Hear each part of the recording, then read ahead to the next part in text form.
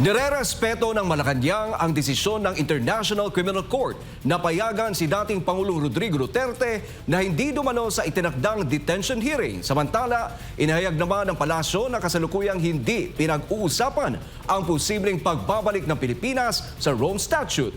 Narito ang ulat ni Criselyn Cataro.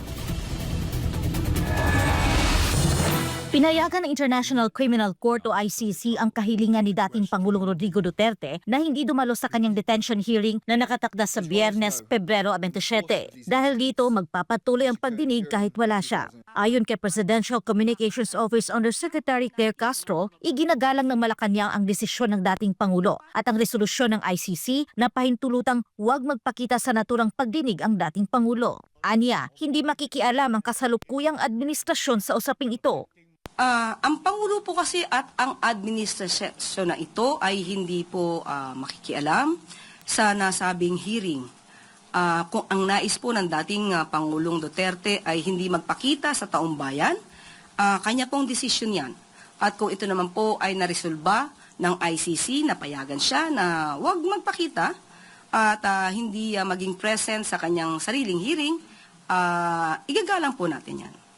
Una nang pinayagan ng ICC si FPRRD na hindi dumalo sa kanyang confirmation of charges hearing. Samantala, nang tanungin kung isinasaalang-alang ba ng administrasyon na muling sumali sa ICC at bumalik sa Rome Statute, sinabi ni Castro na hindi ito napag-uusapan at hindi rin nabibigyan ng prioridad. Sa ngayon, hindi po natin nakausap ang Pangulo tungkol sa ICC. Ang huli namin na pag-usapan dyan, siguro mga months ago, hindi pa po napag-uusapan, hindi pa po nabibigyan ng prioridad ang nasabing usapin kung babalik sa ICC ang ating bansa.